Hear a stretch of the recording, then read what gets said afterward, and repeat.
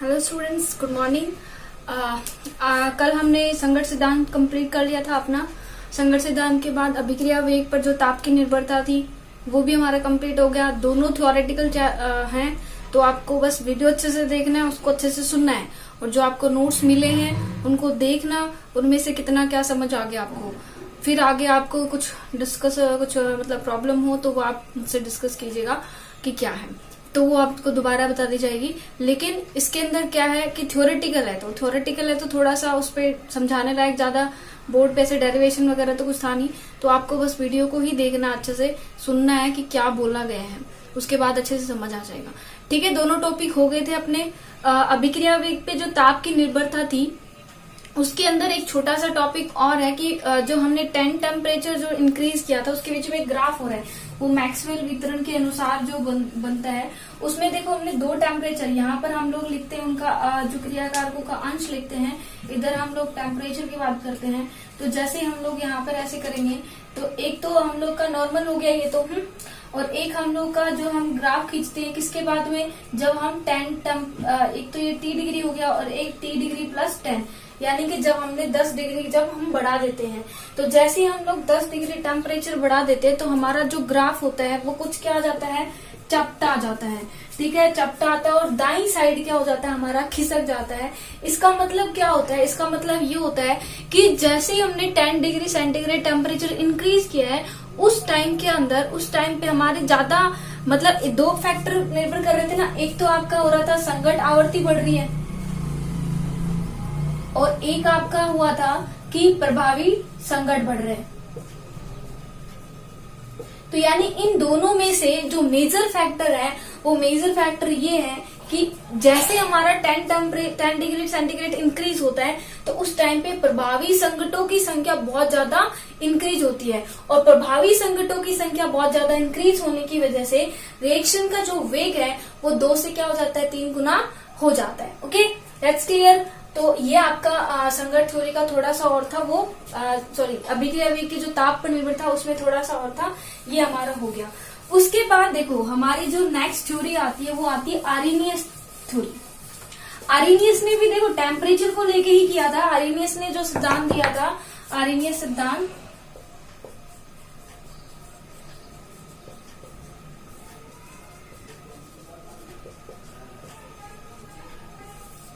उन्होंने भी टेम्परेचर को लेके ही क्या दिया था, सिद्धांत दिया था। उन्होंने क्या कहा टेम्परेचर को लेके कि जैसे हम लोग टेम्परेचर इंक्रीज कर रहे हैं ना वैसे वैसे अभिक्रिया का वेग बढ़ रहा है। और ये भी पता चल गया हमें कि कितना किस वजह से बढ़ रहा है। एक तो संगत आवर्ती बढ़ रही है हमारी फर्स्ट, और दूसरा क्या था कि हमारी प्रभावी टक्कर बढ़ रही है।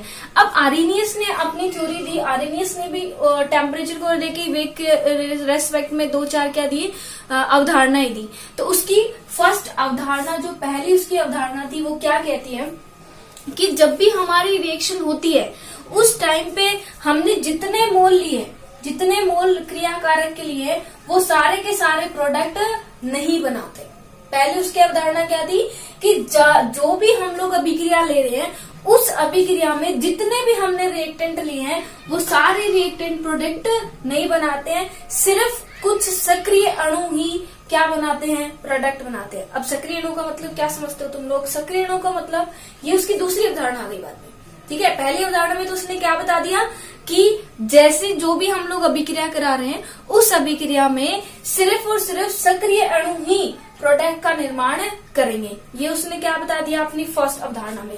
दूसरी अवधारणा में उसने सक्रिय अणु के बारे में बताया। सक्रिय अणु क्या होते हैं? सक्रिय अणु को उसने ये बताया कि सक्रिय अणु वे होते हैं जिनके पास में आफ्टर द कोलिजन, यानी कि टक्कर होने के पश्चात भी कुछ मात्रा में ऊर्जा है ताकि वो क्या बना सके, प्रोडक्ट बना सके।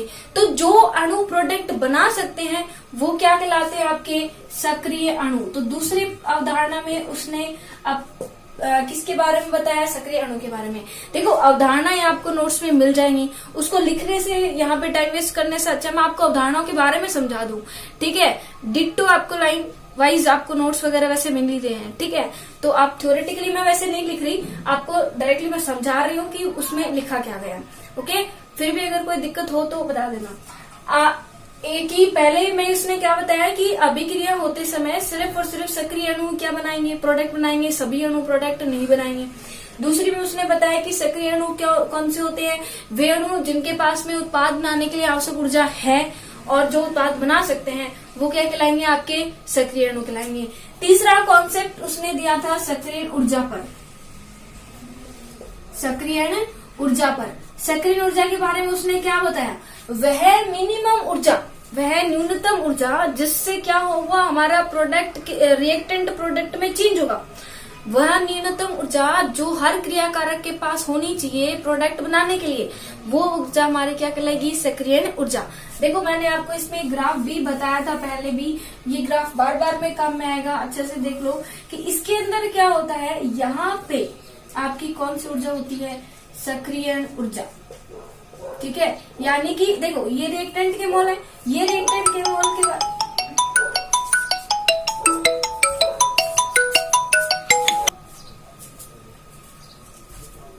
ठीक है, यहाँ पर ये रिएक्टेंट के मोल होते हैं, ये रिएक्टेंट के मोल के पास में इतनी एनर्जी होनी चाहिए कि ये इसको पार कर ले।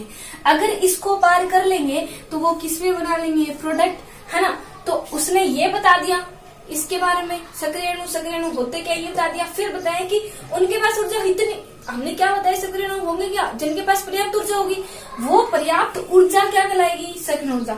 तो उसको अपने तीसरे कॉन्सेप्ट में उसने ले लिया कि पर्याप्त ऊर्जा जो होगी वो क्या कहलाएगी, आपकी सक्रिय ऊर्जा। सक्रिय ऊर्जा क्या होगी आपकी, जो होगी जो रिएक्टेंट्स को प्रोडक्ट में चेंज होने के लिए क्या होती है, आवश्यक होती है। ठीक है, इतना हो गया। उसके बाद में ये तो उसके क्या थे, कॉन्सेप्ट थे। इस कॉन्सेप्ट को लेके आर्हेनियस ने फिर एक क्या बोलते हैं उसका समीकरण, इक्वेशन दी थी। आर्हेनियस ने वेग स्थिरांक की एक क्या दी, समीकरण दी। वेग स्थिरांक हम लोग कैसे डिनोट करते हैं, तो वेग स्थिरांक की समीकरण उसने क्या दी, k बराबर AE⁻⁸ अब यहाँ पर आपको ये सारी डिजिट्स पता होनी चाहिए कि ये चीज है क्या क्या। k बराबर तो आपका क्या हो गया, वेग स्थिरांक, ठीक है। ए बराबर होता है आपका आर्हेनियस स्थिरांक। आर्हेनियस ने दी थी इसलिए उसने अपने नाम के हिसाब से क्या बोल दिया, आर्हेनियस स्थिरांक, ठीक है। ई तो आपको पता है एंटीलॉग के फॉर्म में लिखा गया है इसको, ई स्थिरांक। ई जो है यहाँ पर वो है सक्रिय ऊर्जा। ई आपकी क्या है, सक्रिय ऊर्जा, ठीक है। आर जो आपका है वो होता है गैस नियतांक। आर आपका क्या होता है, गैस नियतांक। और टी बराबर क्या है आपका, टेम्परेचर, तापमान, ठीक है, तापमान, ठीक है। तो आर्हेनियस ने इन सबको लेके एक ये वाली समीकरण, एक ये समीकरण क्या दी कि k बराबर AE⁻⁸ ठीक है। इसमें A आर्हेनियस स्थिरांक हो गया, E सक्रिय ऊर्जा हो गई है, R गैस नियतांक और T तापमान। ये उसने ये वाली जो समीकरण है, कई बार देखो एक नंबर में आपके एक नंबर के जो क्वेश्चन आते हैं उसमें एक साल तो ये पूछी भी गई, शायद 16-17 में पूछी गई है कि आर्हेनियस समीकरण, आर्हेनियस की समीकरण दीजिए। तो उसमें आपको कुछ नहीं करना था, सिर्फ ये समीकरण बतानी थी और इस समीकरण में ये क्या क्या है इनके बारे में बताना था। एक नंबर मिल गया, ठीक है। तो आप छोटी छोटी चीजों को थोड़ा ध्यान रखिए, कहीं से भी क्वेश्चन पुटअप हो सकते हैं, लेकिन फिर भी मेन जहां से पुटअप हो सकते थे वो मैंने बता दिया आपको। उनको पॉइंट्स को अच्छे से क्लियर करना, न्यूमेरिकल्स वगैरह भी बता दिए थे आपको कहाँ से पुटअप हो सकते हैं। इस समीकरण में ये वाली समीकरण यहाँ से आ सकती है, ओके। ये वाली समीकरण हो गई, इसमें क्या क्या चीजें हैं ये हो गई। अब हम लोग क्या करते हैं, इसको हम समीकरण एक नाम दे देते हैं, चलो एक नाम दे दिया। अब हम लेते हैं कि समीकरण एक का लोग लेने पर, बताओ भाई लोग लेंगे तो क्या हो जाएगा, लोग के, लोग के, इधर भी लोग ए, ठीक है। देखो ये दोनों मल्टीप्लाई में है, एक है उसके गुणा में e⁻⁻⁸ है। तो जब हम लोग लेंगे ना तो दोनों के साथ में लोग आएगा, इसके साथ में भी लोग आएगा और इसके साथ में भी लोग आएगा, ठीक है। तो एक बार तो लोग एक ही साथ आ गया प्लस, ठीक है, जब मल्टीप्लाई में उसके बाद प्लस। अब मुझे एक बात बताना, ये तो log है ना, log ले रहे हो, और ये जो साइन दिखाता है ये एंटी log का होता है। log एंटी log आपस में क्या हो जाएंगे, कैंसिल। जैसे ही आपस में कैंसिल हो जाएंगे तो यहाँ पर क्या बचेगा, ओनली माइनस का EA अपॉन RT। तो क्या बचेगा हमारा, माइनस का EA अपॉन RT। बचा कि नहीं बचा, बचा। ठीक है, आप इसको ऐसे भी लिख सकते हो कि log को आप किस में चेंज करोगे, log को आप किस में चेंज करते हैं, केमिस्ट्री में। एक सेकेंड, केमिस्ट्री में मैंने आपको बताया था log की जगह क्या लेना होता है, हमें ln लेना होता है। तो आप पहले केमिस्ट्री में ln के फॉर्म में लिखा करो, उसके बाद हम उसको log में चेंज करते हैं। ठीक है, log एंटी log, इतना हो गया। उसके बाद हम लोग क्या करेंगे, इस ln को किस में चेंज करेंगे, log में। इस ln को log में चेंज करने के लिए क्या करेंगे, 2.303 log k। ठीक है, फिर क्या किया, 2.303 log a, ये हो गया। फिर माइनस का EA अपॉन RT। इतनी चीज क्लियर, इतनी चीज में किसी को कोई दिक्कत नहीं होनी चाहिए। यहाँ पे हमने सिर्फ ln को 2.303 log के बराबर रखा है, इसको भी बस बराबर रखा और कुछ नहीं किया। अब हम लोग क्या करते हैं, इस 2.303 को इधर लेके जाते हैं। इधर लेके जाओगे तो इधर क्या बचेगा, ओनली log k।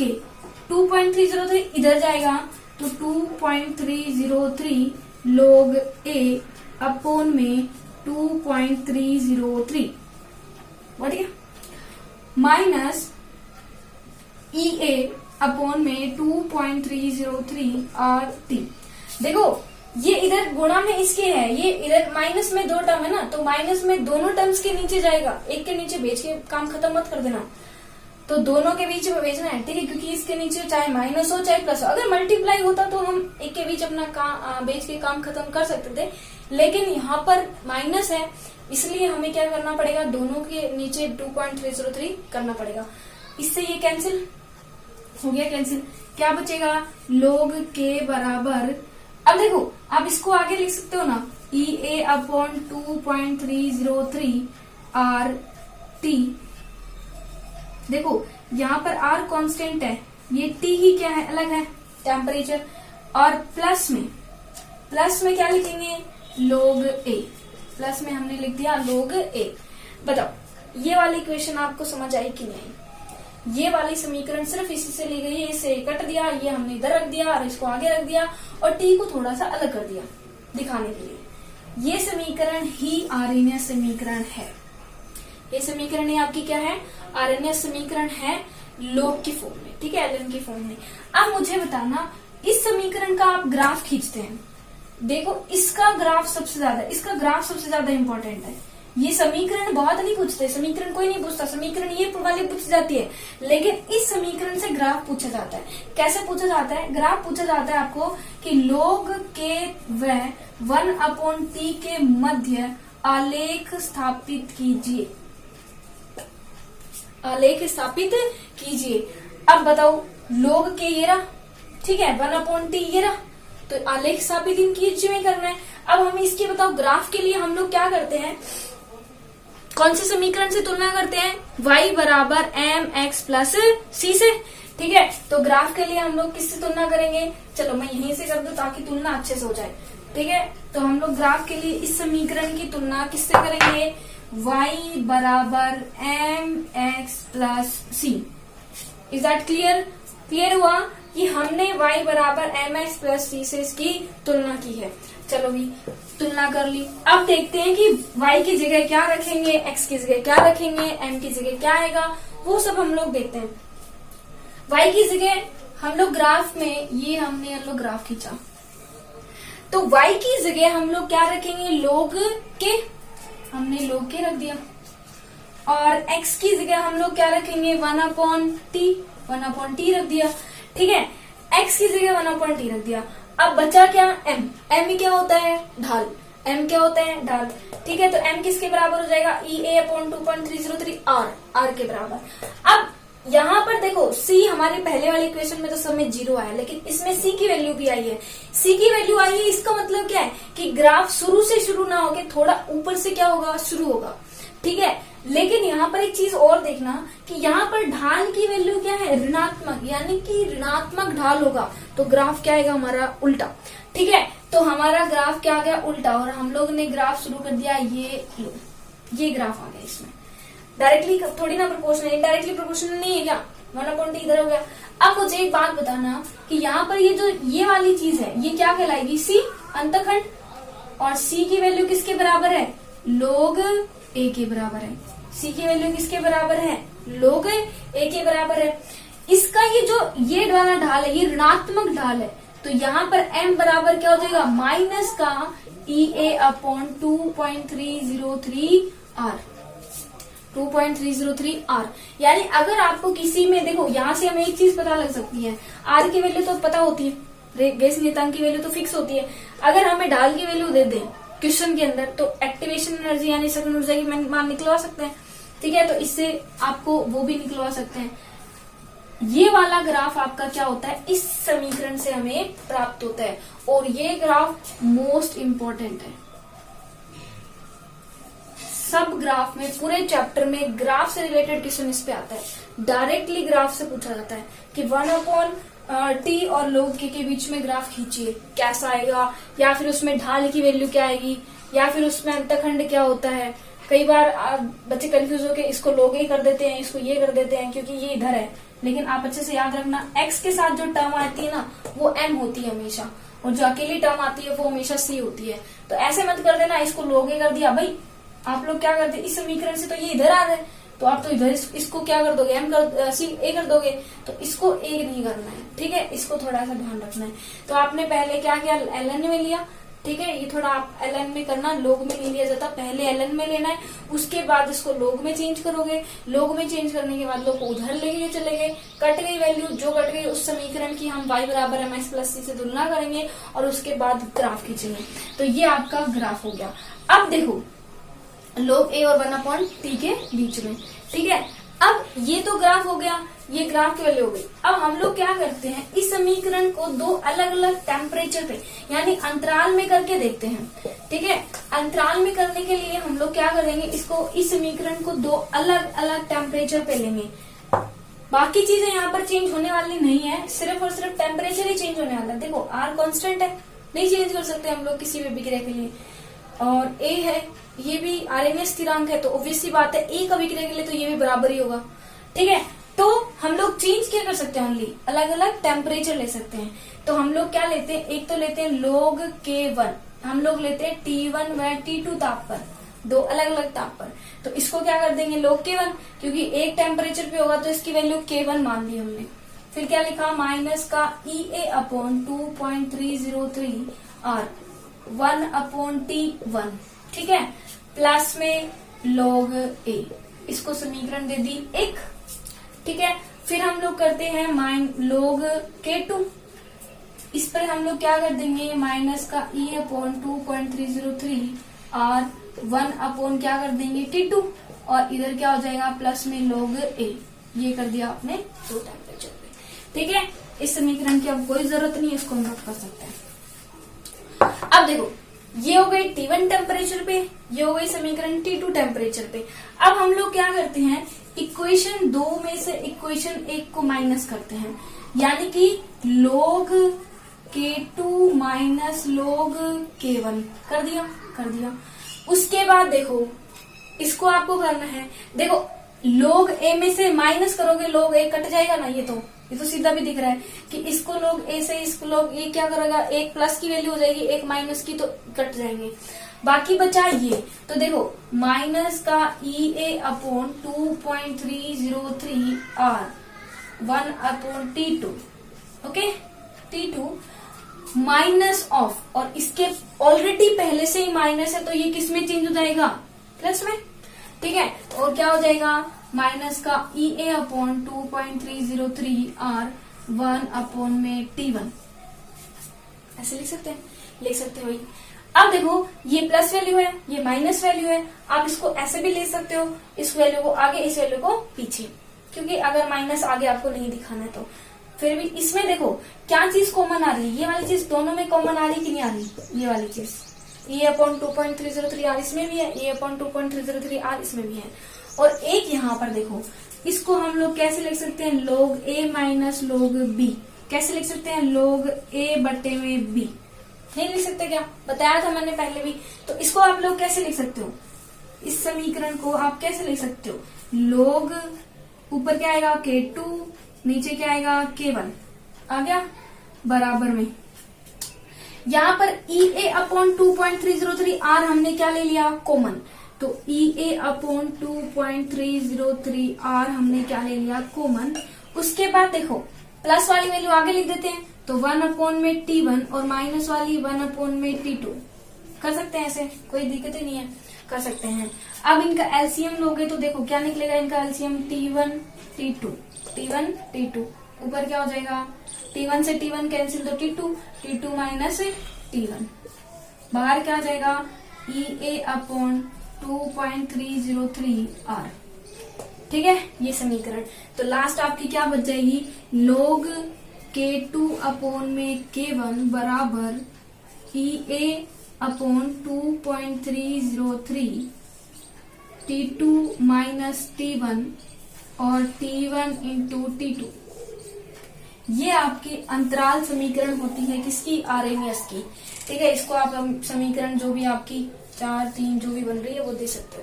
ठीक है, क्या चीज हम लोगों ने याद रखी, यहाँ पर ध्यान रखने लायक चीज क्या है कि जब हम लोगों ने दो अलग अलग टेम्परेचर पे हमने समीकरण को निकाला है, तो दो अलग अलग टेम्परेचर पे हमारी जो समीकरण आएगी वो क्या आएगी, दो अलग अलग टेम्परेचर पे एक T1 आ गया, एक क्या आ गया T2, क्योंकि टेम्परेचर ही चेंज हो सकता है। फिर इक्वेशन 2 में से माइनस किया एक को, T2 में से T1 माइनस किया, ये कॉमन चीज थी, इसको बाहर ले लिया, T1 T2 का एलसीएम लिया, ये वाली समीकरण आई, और उसके बाद ये। ठीक है, तो ये हमारा आरएमएस में क्या हो गया, कंप्लीट। उसके बाद एक छोटा सा टॉपिक और आता है जो हम लोगों ने कई बार इस चैप्टर में वैसे पढ़ लिया, लेकिन थोड़ा सा और आप पढ़ लो उसको। छोटा सा टॉपिक है सक्रिय ऊर्जा सिद्धांत या सक्रिय ऊर्जा सिद्धांत। देखो वो क्या होता है, जब भी आपकी कोई भी अभिक्रिया होती है तो मैं आपको कई बार ये ग्राफ बनवाती हूँ कि यहाँ से ये प्रोडक्ट्स होते हैं, ये इसकी सक्रिय ऊर्जा, और ये क्या उनने प्रोडक्ट बनाते हैं, ये यहाँ पर क्या है, अभिकारक। इसको आप पूरा अच्छे से बनाओगे, क्योंकि 2014 के अंदर या 15 के अंदर आपको एक ग्राफ देके ही पूछा गया है कि यहाँ पर क्या क्या लिखा है। उन्होंने इसको A दे दिया, यहाँ पर B दे दिया, यहाँ पर C दे दिया, और थोड़ा सा इसको ऊपर से बनाया। ठीक है, फिर इसको यहाँ पर इस प्रकार से करके, मतलब अलग अलग चीजें दे रखी थी आपको, इसको D दे दिया और इस पूरे को दे दिया E दे दिया। इस प्रकार से मतलब पूछा गया कि यहाँ पर A B C D की जगह क्या रखा जाएगा, या फिर क्या क्या चीजें आती हैं। तो A की जगह यहाँ पर A, यहाँ पर क्या लिखा जाता है, हमारा अभिकारक। यहाँ पर हमारे क्या लिखे जाते हैं, अब सक्रिय ऊर्जा, और यहाँ पर हमारे क्या आते हैं, उत्पाद। इधर हमारे क्या आती है, स्थितिज ऊर्जा।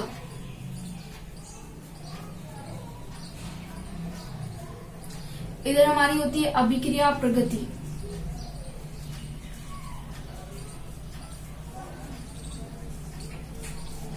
ठीक है, इधर होती है स्थितिज ऊर्जा, इधर होती है हमारी अभिक्रिया प्रगति। ओके, ये यहाँ पे होती है ये वाली जो चीज होती है, इसको दिखाते हैं डेल्टा एच से, इसको बोलते हैं अभिक्रिया ऊर्जा। इसको हम लोग क्या बोलते हैं, अभिक्रिया ऊर्जा। ठीक है, कई बार ये ऐसे होती है और कई बार अभिकारक की ऊर्जा कम होती है, उत्पाद की ऊर्जा ज्यादा होती है। वो किस में होता है, ऊष्माशोषी के अंदर। तो ऊष्माशोषी के अंदर तो ये डेल्टा एच ऊपर ऐसे चला जाता है, ये वाली नीचे हो जाती है। तो दो प्रकार की होती है ना, ऊष्माक्षेपी और ऊष्माशोषी, उसमें अलग अलग है। आप इसमें ये चीज देखो, इधर स्थितिज ऊर्जा, अभिक्रिया प्रगति, यहाँ पे अभिकारक, ये इसकी सक्रिय ऊर्जा, और ये अभिक्रिया ऊर्जा, और यहाँ पर उत्पाद बनते हैं। ओके, अब हम एग्जाम्पल से समझते हैं कि मान लो हमारे पास में अभिक्रिया हो रही है कि A B और C, A B, ये A B है, ये क्या बना रहे हैं, C के साथ जुड़ रहे हैं, फिर A प्लस BC बना रहे हैं। ये रिएक्शन आपकी हो रही है, जिसमें ये आपके क्रियाकारक हो जाएंगे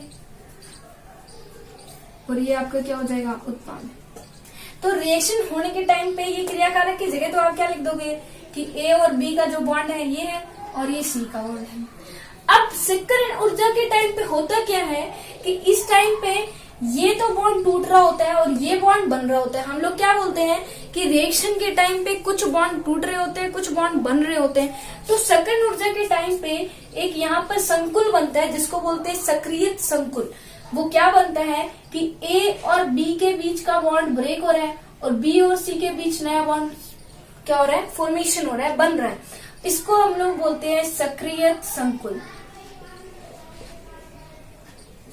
एक्टिवेटेड कॉम्प्लेक्स। ठीक है, एक्टिवेटेड कॉम्प्लेक्स सक्रिय संकुल बोलते हैं।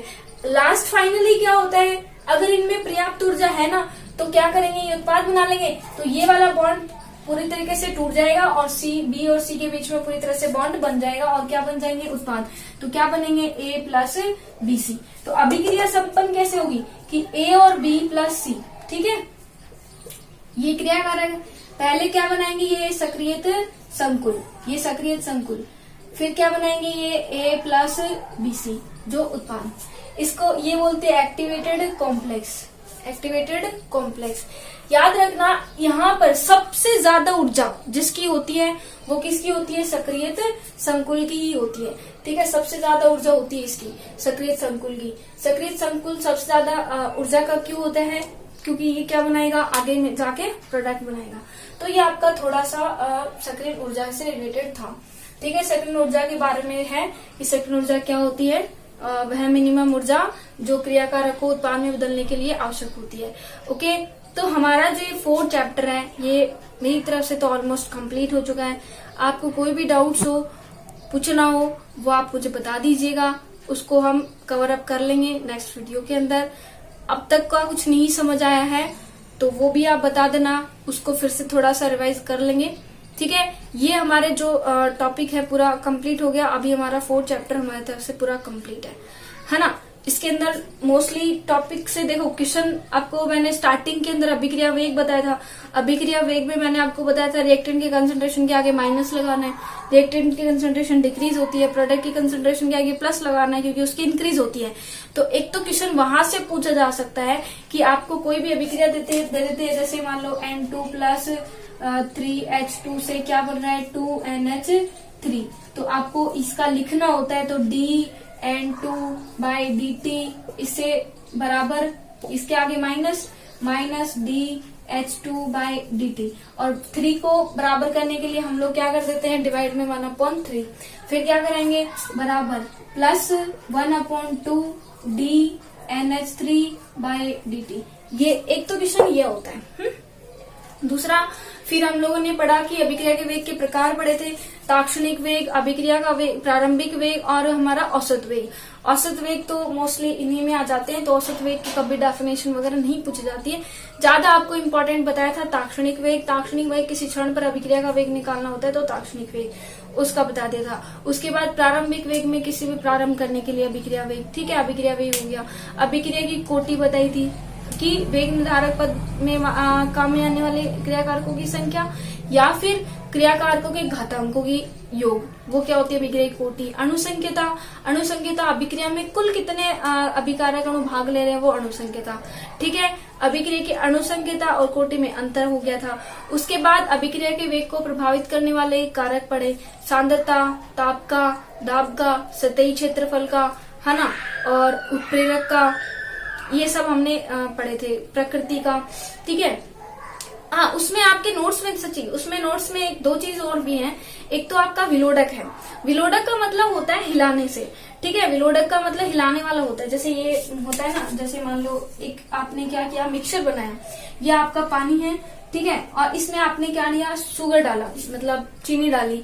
तो आप एक बार तो इसको एक बाउल में तो आपने क्या किया, चीनी डाल के छोड़ दी, तब रिएक्शन होगी।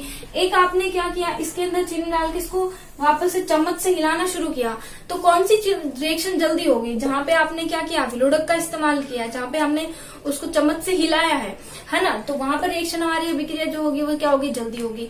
ठीक है, तो वो आपको एक उसमें पॉइंट रह गया था। एक पीएच से रिलेटेड था कि कोई भी अभिक्रिया संपन्न होने के लिए हमें पीएच क्या होनी चाहिए, मेंटेन होनी चाहिए। तो हम बफर विलेन का यूज करते हैं। बफर विलेन पीएच को मेंटेन यानी क्या बोलते हैं, निश्चित बनाए रखता है। ठीक है, तो वो आप देख लेना।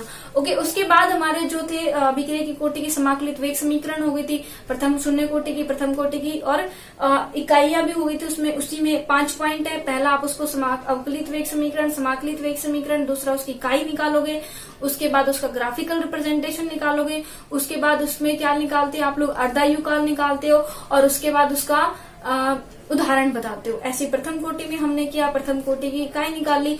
ठीक है, उसके बाद हमने क्या किया था, वो संगत सिद्धांत, टक्कर सिद्धांत। टक्कर सिद्धांत में जो रिएक्टेंट्स टक्कर करके आगे प्रोडक्ट बना लेंगे वही क्या होंगे, प्रेफर होंगे प्रोडक्ट बनाने के लिए। और उसके लिए संगत आवर्ती जरूरी होती है। संगत आवर्ती प्रति सेकंड होने वाले टक्करों की संख्या हो जाती है संगत आवर्ती। ठीक है, 2 टाइप के अवरोध थे, ऊर्जा अवरोध, अभिविन्यास अवरोध। उसके बाद अभिक्रिया वेग की ताप पर निर्भरता। ताप पर कैसे निर्भर करती है, जैसे हम टेम्परेचर 10 डिग्री बढ़ाते हैं तो अभिक्रिया वेग 2 से 3 गुना हो जाता है, वो ताप गुणांक कहलाता है। ठीक है, उसके बाद हमने पढ़ा आज आरएमएस समीकरण। आरएमएस समीकरण में हमने बताया था वो वाली समीकरण आप अच्छे से याद करना, k बराबर AE⁻EA/RT। ये समीकरण आपको पूछी जाए कि आरएमएस समीकरण लिखिए तो ये समीकरण लिखनी है। ठीक है, ये जो समीकरण हमने बाद में लिखी थी वो ग्राफिकल के लिए लिखी थी, लोग लेके, ताकि ग्राफ खींच सके, और ग्राफ उसका अच्छे से याद कर लेना, उसका ग्राफ पूछा जाता है। ठीक है, फिर ये सेकंड ऊर्जा का। ठीक है, तो 4th चैप्टर हमारा फाइनली कंप्लीट हो गया। नेक्स्ट हम लोग नया चैप्टर शुरू करेंगे। आप इसके अच्छे से नोट्स बनाइए, डेरिवेशन कीजिए, और न्यूमेरिकल कीजिए अच्छे से, और पूरी तरह से प्रिपेयर कीजिए। बाय।